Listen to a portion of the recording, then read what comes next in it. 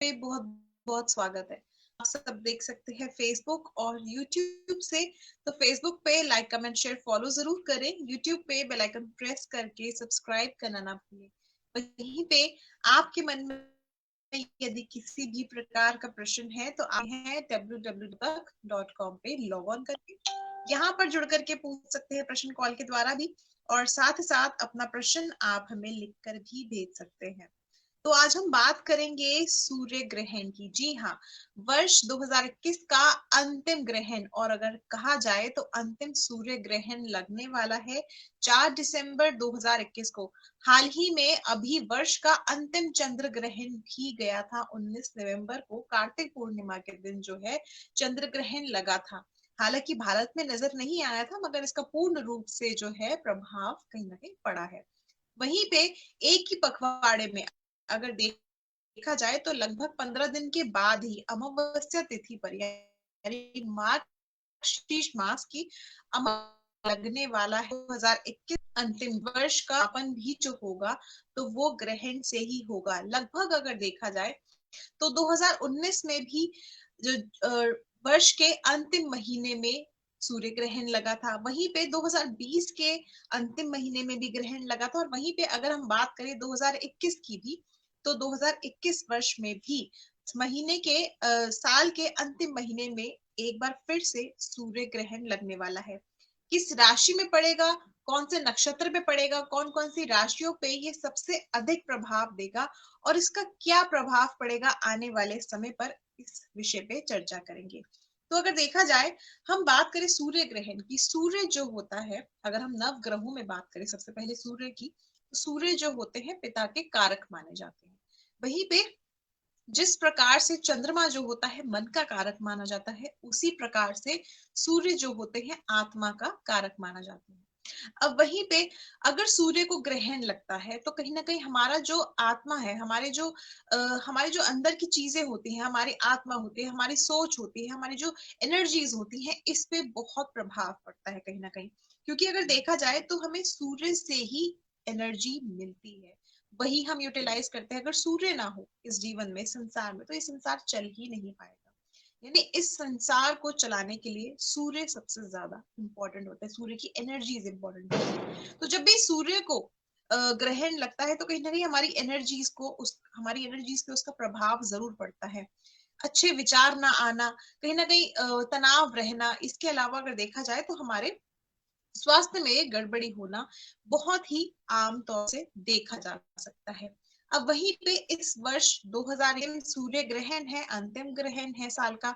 तो कहीं ना कहीं साल के अंत में जो ये ग्रहण लग रहा है, और वहीं पे अगर हम बात करें तो लगभग 15 दिन पहले चंद्र ग्रहण भी लगा था। तो हम इसको ये कह सकते हैं कि एक ही पखवाड़े में दो ग्रहण पड़ गए हैं।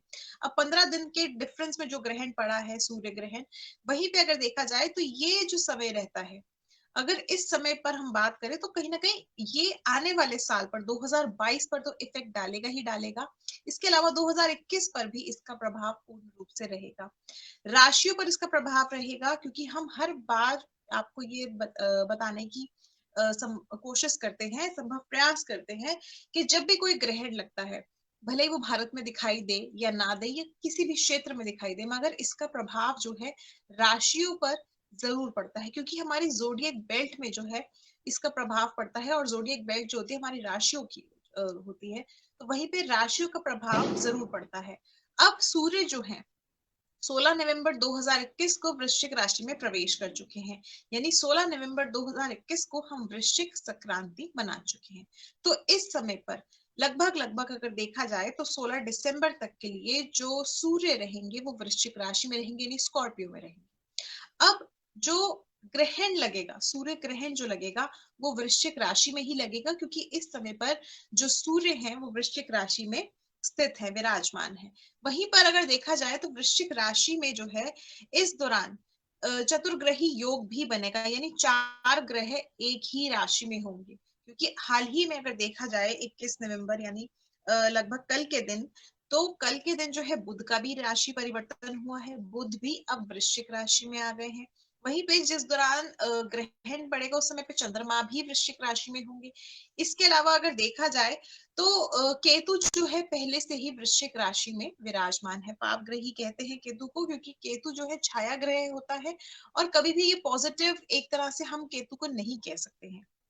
तो वहीं पे अगर देखा जाए तो ये चार ग्रहों की युति भी वृश्चिक राशि में पड़ेगी। अब किस तरह से वृश्चिक राशि पर तो इसका सबसे ज्यादा प्रभाव पड़ेगा ही पड़ेगा, क्योंकि वृश्चिक राशि में ये ग्रहण लग रहा है। वहीं पे अगर हम नक्षत्र की बात कर लें तो अनुराधा नक्षत्र में जिन जातकों ने जन्म लिया है और ज्येष्ठा नक्षत्रों में जिन जातकों ने जन्म लिया है, उनके ऊपर सबसे अधिक प्रभाव पड़ सकता है।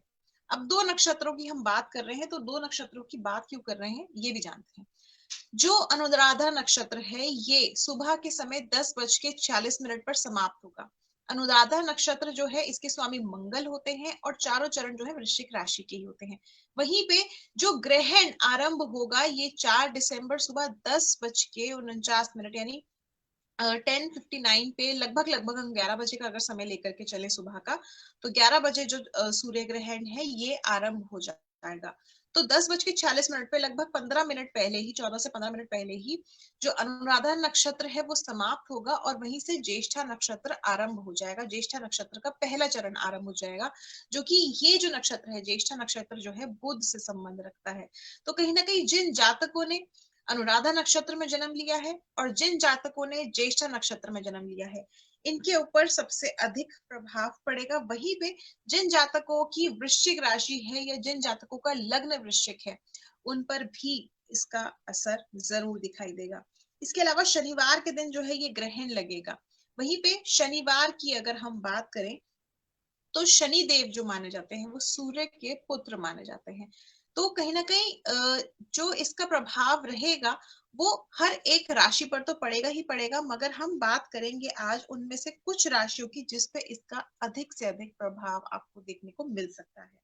तो चलिए बात करेंगे केवल उन्हीं राशियों की, हम 12 राशियों की बात नहीं करेंगे इस समय पर, सिर्फ उन्हीं राशियों की बात करेंगे जिसके ऊपर सबसे अधिक इसका प्रभाव पड़ेगा।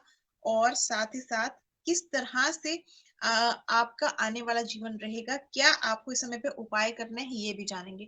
मगर उससे पहले हम बात करते हैं कि ये जो ग्रहण है ये किस समय से आरंभ होगा। जैसे कि अभी मैंने आपको थोड़ी ही देर पहले बताया, 4 दिसंबर 2021 को ये ग्रहण लगेगा। 2021 का ये अंतिम सूर्य ग्रहण है।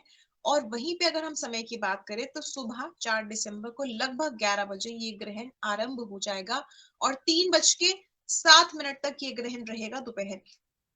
तो समय की अगर हम बात करके चले तो ये जो ग्रहण रहेगा लगभग लगभग 4 घंटे की अवधि इसकी रहेगी। वहीं पे ये ग्रहण जो है वृश्चिक राशि में लगेगा। अनुराधा नक्षत्र और ज्येष्ठा नक्षत्र के जातकों पर इसका प्रभाव पड़ेगा। अगर इस ग्रहण की बात करें जिस समय पर ये ग्रहण आरंभ होगा तो उस समय पे ज्येष्ठा नक्षत्र भी आरंभ हो चुका होगा। तो ग्रहण जो लगेगा ज्येष्ठा नक्षत्र में लगेगा। अब वहीं पे अगर हम बात करके चलें, ये इस समय पर भारत में ये नजर नहीं आएगा। भारत में नजर इसलिए नहीं आएगा क्योंकि ये छाया ग्रहण होगा, उपछाया होगा, जिसकी वजह से इसका प्रभाव भारत पे बहुत ज्यादा देखने को नहीं मिलेगा। वहीं पे मंदिर के कपाट जो है वो खुले रहेंगे। और अगर देखा जाए तो सूतक काल को भी मान्यता नहीं दी जाएगी। जब भी सूर्य ग्रहण लगता है तो कम से कम 12 घंटे पहले जो है सूर्य ग्रहण से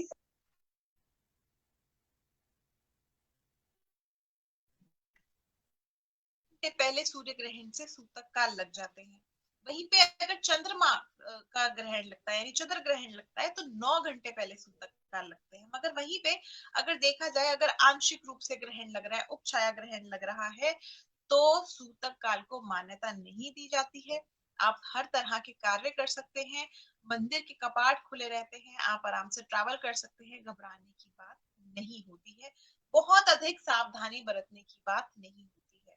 वहीं पे अगर हम बात करें कि ये ग्रहण जो है कहाँ का नजर आने वाला है, तो ये ग्रहण जो है पूर्ण रूप से भारत में नजर नहीं आएगा। हालांकि सुबह का समय होगा तो उपछाया ग्रहण इसको कहा जा रहा है, मगर वहीं पे पूर्ण रूप से जो ये ग्रहण नजर आएगा ये नजर अमेरिका में यानी साउथ अमेरिका में नजर आने की संभावना है, अंटार्कटिका में नजर आने की संभावना है, ऑस्ट्रेलिया में नजर आने की संभावना है। इसके अलावा ये जो है दक्षिणी भाग में यानी साउथ जोन में ज्यादा से ज्यादा नजर आएगा, दक्षिणी अफ्रीका में नजर आएगा, एंटार्क्टिका में नजर आने की इसकी पूर्ण रूप से संभावना दिख रही है।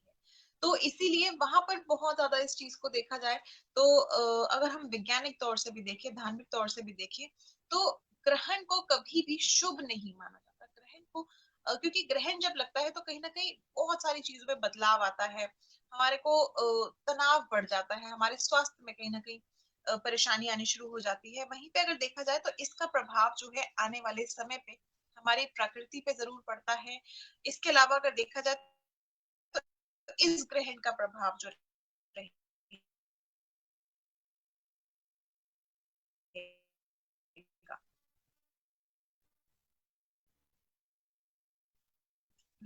राजनीतिक क्षेत्र पे वापस देखने को मिल सकता है। हाल ही में ग्रहण के और आने वाले हैं, तो राजनीतिक क्षेत्र में फैसला इस ग्रहण को लेकर के चले तो इस ग्रहण के बाद भी बहुत बड़ा बदलाव है। अलावा प्रकृति में आपको बदलाव इस समय पे देखने उलट चीजें, जैसे मौसम अलग तरह से ज्यादा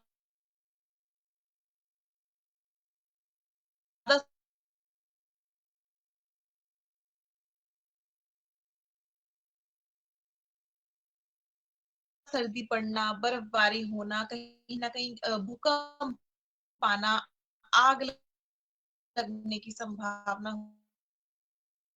होना, या फिर जिन क्षेत्रों में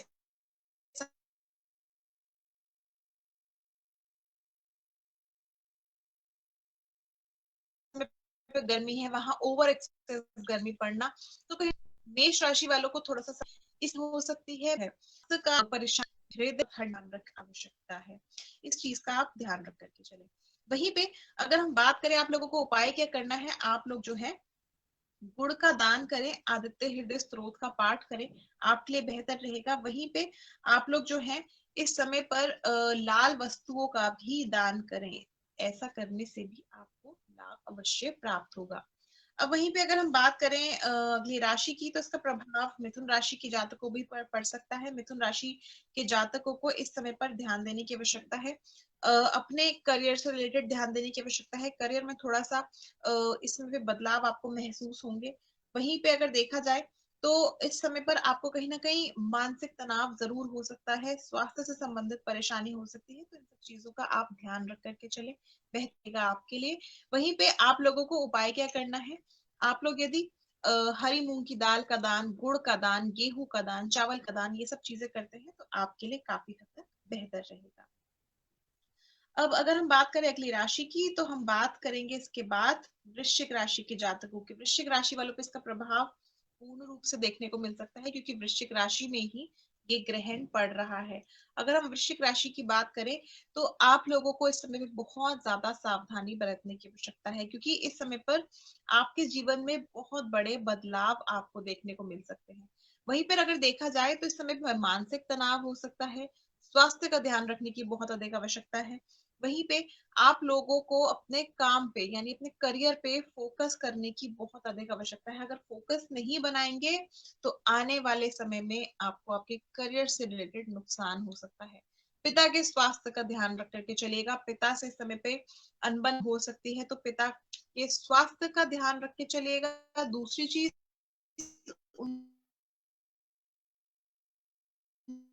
से अपने रिश्तों को इस समय पे आगे विवादित हो, आपको परेशानी आती है, अगर आपको उनकी बात कोई समझ नहीं आती या अंडरस्टैंडिंग नहीं बैठती आप दोनों के बीच में, तो थोड़ा मामला दबाने की कोशिश करें, क्योंकि वो आपके पिता हैं, उनको सम्मान देने की कोशिश करें। अगर बहुत ज्यादा आप गंभीर तौर से विवाद उत्पन्न करेंगे तो उसमें नुकसान आपको ही ज्यादा से ज्यादा उठाना पड़ेगा। तो वृश्चिक राशि वालों को थोड़ा इस चीज को लेकर के ध्यान रखने की आवश्यकता जरूर है। वहीं पे आप लोगों को उपाय क्या करना है, हनुमान जी की उपासना करना आपके लिए बहुत अच्छा रहेगा। मंगल आपके स्वामी हैं। वहीं पे नक्षत्र की बात करें तो मंगल के नक्षत्र अनुराधा में और साथ साथ बुध के नक्षत्र ज्येष्ठा में ये ग्रहण रहेगा, प्रभाव इसका। तो हनुमान जी की उपासना आप जरूर करें। इसके अलावा लाल वस्त्र या फिर लाल रंग की कोई अलग वस्तु जो है आप दान करें। इसके अलावा गुड़ का दान, गेहूं का दान आप जरूर करें, तांबे का दान जरूर करें। ऐसा करना आपको लाभकारी साबित होगा। इनमें से जरूरी नहीं है ये सभी चीजें आप दान करें, सभी कर सकते हैं तो बहुत अच्छी बात है। अगर सभी नहीं कर सकते हैं तो इनमें से कुछ चीजें जो है आप दान जरूर करें। वहीं पे अगली राशि की हम बात करें तो मकर और कुंभ पे इसका प्रभाव बहुत अधिक पड़ सकता है। तो मकर राशि वालों को भी सावधान रहने की आवश्यकता है। और इसके अलावा अगर हम कुंभ राशि की बात करें तो कुंभ राशि में अभी हाल ही में बृहस्पति ने भी गोचर किया है। तो आप लोगों को भी सावधानी बरतने की आवश्यकता है। अगर हम इसकी डिटेल पे बात करें तो बात करेंगे मकर राशि की। मकर राशि वालों को ध्यान रखने की आवश्यकता है ट्रैवलिंग करते समय दुर्घटना से बच के रहें। वहीं पे अगर कोई भी पुराना रोग आपको इस समय पे परेशानी देता है तो फौरन उसका चेकअप जरूर कराएं। इस समय पर किसी भी तरह की आप लापरवाही, ढिलाई बिल्कुल ना बरतें। अगर लापरवाही करेंगे या किसी भी तरह की ढिलाई करेंगे तो उसमें आपके स्वास्थ्य को ज्यादा हानि हो सकती है। तो इसलिए इस समय पर ध्यान रख के चले, मैं आपको यही सजेस्ट करूंगी। इसके अलावा अपने पारिवारिक जीवन में जो है शांति बनाए रखें। परिवार के सदस्यों से आपका विवाद हो सकता है, तो इसलिए थोड़ा इस समय पर जो है आप धैर्य रखिए। हर काम जो है पेशेंस से ही करें। हर काम अगर पेशेंस से हैंडल करेंगे तो ही आपके लिए बेहतर रहेगा, नहीं तो आने वाले समय में आपके पारिवारिक जीवन में विवाद हो सकते हैं। वहीं पे लाइफ पार्टनर के साथ थोड़ा सा अंडरस्टैंडिंग बना के चलिएगा ताकि आपको किसी भी तरह की परेशानी ना आए। वहीं पे उपाय क्या करना सही रहेगा, आपके लिए बेहतर रहेगा यदि आप किसी भी पात्र का दान करते हैं, चाहे वो लोहे से बनी हो, चाहे वो मिट्टी से बनी हो, चाहे वो स्टील से बनी हो, तो इस तरह के किसी भी पात्र का आप दान जरूर करें।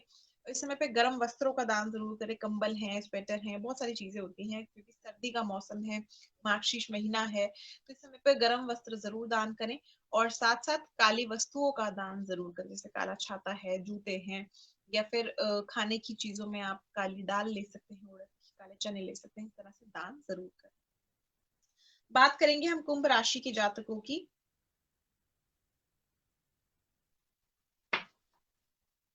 कुंभ राशि वालों पे क्या इसका प्रभाव रहेगा, इस विषय पे जानेंगे। तो कुंभ राशि वालों, इस समय पर आपको अपने स्वास्थ्य का ध्यान रखने की आवश्यकता है। वहीं पर अगर देखा जाए तो अपने बच्चों का इस समय पे ध्यान रख के चलिएगा, उनके स्वास्थ्य का ध्यान रख के चलिएगा। अगर कोई भी नया काम शुरू करने जा रहे हैं, थोड़ी सी आप सावधानी जरूर बरतें। किसी पे बहुत ज्यादा ट्रस्ट करके ना चले, इस समय पर शत्रु आप पर हावी हो सकते हैं। तो इसलिए किसी पर भी बहुत अधिक ट्रस्ट करके ना चले, किसी की भी बातों में इस समय पे ना आए, नहीं तो आपको इस समय पे नुकसान उठाना पड़ सकता है। जो भी आपके बहुत क्लोज है उस पर भी मैं आपको इस समय पे कहूंगी कि बहुत विश्वास करके ना चलें, नहीं तो आपके अपने ही इस समय पे आपको धोखा दे सकते हैं। तो धोखेबाजी से बचें, शत्रुओं से बचें, विवाद से बचें।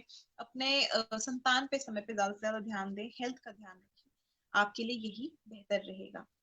वहीं पे हम बात करें अगर आप लोगों को उपाय क्या करना है, तो आप लोगों के लिए बेहतर रहेगा आप लोग अगर गर्म वस्त्र का दान करते हैं, वहीं पे मिष्ठान का दान करते हैं, चीनी है, मिश्री है, बताश है, या फिर गुड़ से बनी हुई जो आजकल गुड़ के बने हुए लड्डू हैं, क्योंकि मौसम जो है सर्दियों का है, मार्गशीर्ष महीना चल रहा है, तो इस समय पे आप इन चीजों का जो है खाने पीने का दान कर सकते हैं। आपके लिए काफी हद तक बेहतर रहेगा और जो प्रभाव आपके जीवन पर पड़ने वाले हैं उनको भी इस समय पर थोड़ा कम करेगा, मगर ज्यादा से ज्यादा पेशेंस रखने की आपको आवश्यकता है। तो ये हमने बात करी इन राशियों की। इन राशियों पे सबसे अधिक जो है प्रभाव पड़ेगा। इसके अलावा जैसे कि मैंने अभी आपको बताया, अनुराधा नक्षत्र में जिन जातकों ने जन्म लिया है या ज्येष्ठा नक्षत्र में जिन जातकों ने जन्म लिया है, उन लोगों को भी सावधानी बरतने की जरूरत है। अनुराधा नक्षत्र वालों को, जो जिन जातकों ने अनुराधा नक्षत्र में जन्म लिया है, दान करने की क्या आवश्यकता है, लाल चीज वस्त्र दान करते हैं या लाल गरम कंबल दान करते हैं, या फिर आप अगर तांबा दान करते हैं, इसके अलावा अगर आप गुड़ दान करते हैं, इन सब चीजों को दान जरूर करें। वहीं पे ज्येष्ठ नक्षत्र वालों के लिए कांसा दान करना अच्छा रहेगा, हरी मूंग की दाल का दान करना अच्छा रहेगा, हरे वस्त्र दान करना अच्छा रहेगा। इसके अलावा हरा चारा खिलाना इस समय पे अच्छा रहेगा। तो उपाय कर सकते हैं ताकि इस ग्रहण का जो अशुभ प्रभाव है वो पूर्ण रूप से आप पे ना पड़े। ग्रहण से घबराने की आवश्यकता कभी भी नहीं होती है, क्योंकि ये कहीं ना कहीं हमारे जीवन में केवल बदलाव लेकर के आता है, जो कि बदलाव बहुत तौर से मामूली भी कह सकते हैं और उसको मामूली नहीं भी कह सकते, मगर घबराने की आवश्यकता नहीं होती है। बदलाव होते हैं, हमारे जीवन में हर चीज चेंज होती है, कभी भी कोई चीज परमानेंट नहीं रहती है। तो इससे आप घबराएं ना बिल्कुल भी, और इसको फेस करें और उपाय करें ताकि इसका किसी भी तरह का अशुभ प्रभाव आप पे ना पड़े। इस समय पे आदित्य हृदय स्तोत्र पाठ करना बहुत अच्छा रहेगा, सूर्य के मंत्रों का जप करना अच्छा रहेगा, सूर्य गायत्री मंत्र का जप करना अच्छा रहेगा। वहीं पे गायत्री मंत्र का भी अगर आप जप करते हैं तो इससे भी आपको लाभ प्राप्त होगा। तो ये सब चीजें जो है आप कर सकते हैं ताकि इसका अशुभ प्रभाव आप लोगों पर ना पड़े।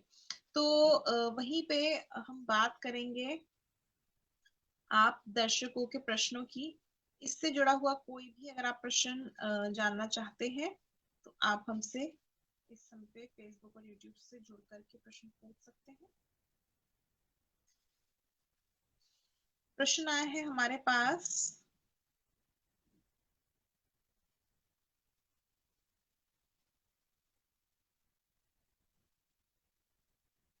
अभिषेक शर्मा जी का प्रश्न आया है हमारे पास और पूछ रहे हैं मैरिज कब तक होगी, वाइफ गवर्नमेंट जॉब से होंगी क्या, और इनकी गवर्नमेंट जॉब टीचर में कब तक लगेगी। 20 अगस्त 1990 इनकी जन्म तिथि है। गंगापुर राजस्थान से ये हमारे साथ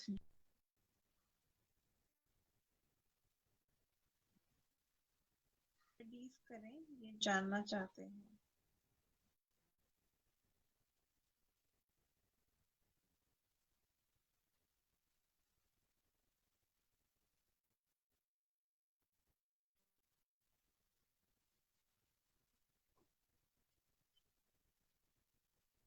देखिए इस समय पे आपके लिए जो आप कह रहे हैं कि आपने एग्जाम दिया है, तो उस समय पर जो है आपका एग्जाम क्लियर होने बिल्कुल बन रही है। मगर वहीं पे अगर देखा जाए तो आपकी जो जॉब है वो जरूर लगेगी। तो आप इस चीज के लिए बिल्कुल भी चिंतित ना हो, धैर्य रखिए। लाइफ पार्टनर गवर्नमेंट जॉब से होने की संभावना कम दिख रही है, मगर अगर हम वैसे बात करें तो आपका लाइफ पार्टनर वर्किंग जरूर होगा, यानी किसी प्राइवेट क्षेत्र में या फिर किसी अच्छे स्तर पे आपके लाइफ पार्टनर होंगे। हाउसवाइफ हम नहीं कह सकते, बट स्टिल अगर हम बात करें आपकी टीचिंग जॉब की तो वो है गवर्नमेंट जॉब लाइफ। और आपका विवाह कब तक होगा, आपका विवाह 2023 के अंत या 2024 में होने की संभावना बन रही है। बहुत जल्दबाजी विवाह को लेकर के ना करें, नहीं तो आपके विवाह में दिक्कत अड़चने आ सकती हैं। इसके अलावा उपाय आपको क्या करने की आवश्यकता है इस समय पर, आप जो है एक तो भगवान शिव की पूजा करें, हर सोमवार जो है जल जरूर अर्पित करें, और साथ ही साथ बृहस्पतिवार के दिन जो है आप गौ माता को गुड़ जरूर खिलाएं या फिर चने की दाल जरूर खिलाएं, और शुक्रवार को किसी चीनी का दान 3 काफी हद तक खास रहेगा। इस समय पर YouTube पे कोई नेटवर्क इश्यूज हो रहे हैं जिसकी वजह से YouTube पे लाइव नहीं जा रहा है, तो लाइव हम इस समय पर समाप्त करते हैं। और जितने भी दर्शक हमारे साथ जुड़े इस समय पर, आप सभी दर्शकों का जुड़ने के लिए बहुत बहुत धन्यवाद। इसी तरह से बने रहिए एस्ट्रो तक के साथ। फिलहाल के लिए मुझे दीजिए इजाजत, नमस्कार।